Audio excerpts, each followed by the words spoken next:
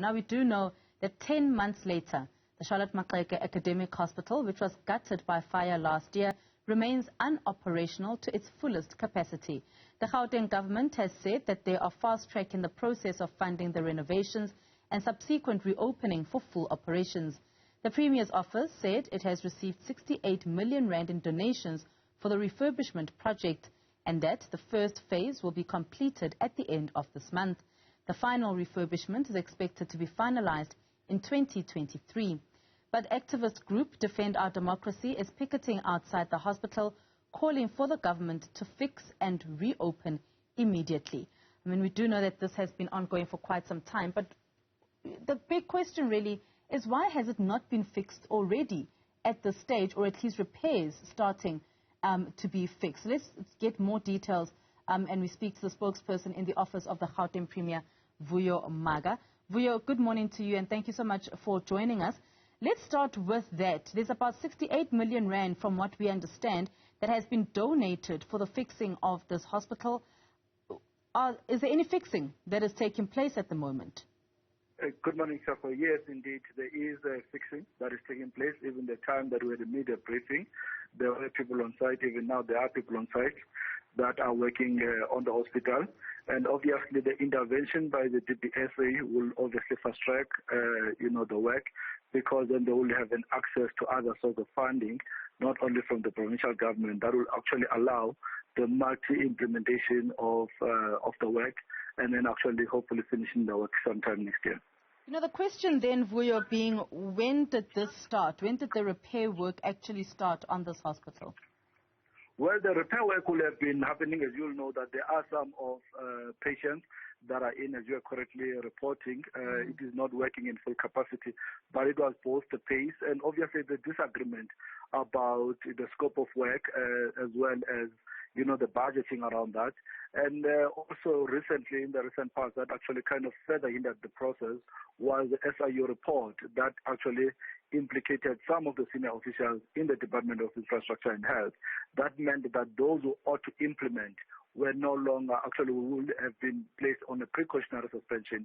And that's what actually, one of the things that triggered the Premier beyond the delay and some of the disagreement, to make sure that we then speak to the National Department of Health and actually get a new implementing agency, in this case the DBSA, to actually do the work.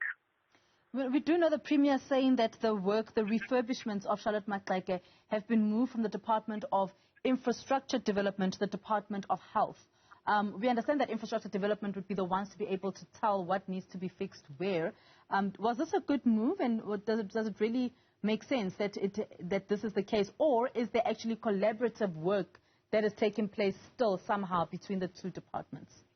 No, there will obviously be some collaboration in other different projects, but insofar as Charlotte is concerned, as I'm saying, there will have been obviously disagreement around the scope, around the budgeting. There will have obviously, and part of the issues, it will have been the implications of some of the senior officials, as we have reported about 2 weeks back. Now, that will have meant that those officials are placed on the precautionary suspension. That is related to the Anglo-Ashanti hospital, where the SIU felt that they did not follow the Butler process.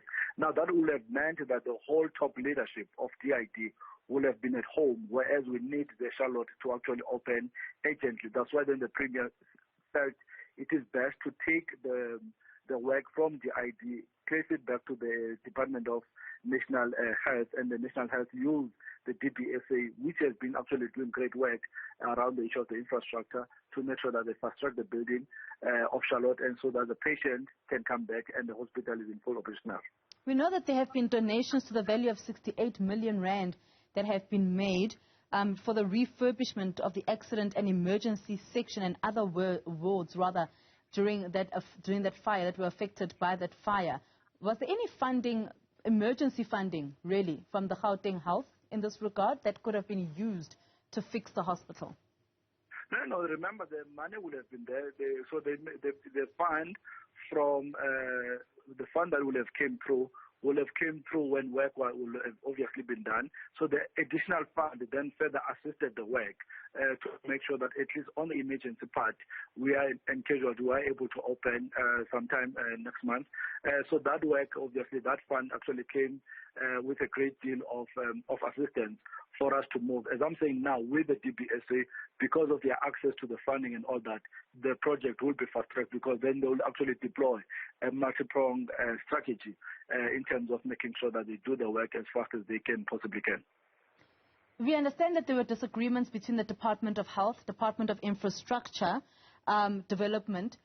Those disagreements, do you think they could have, if they weren't disagreements, that it could have been fast-tracked, that Charlotte Maxeke is actually fixed quicker than what we are seeing now?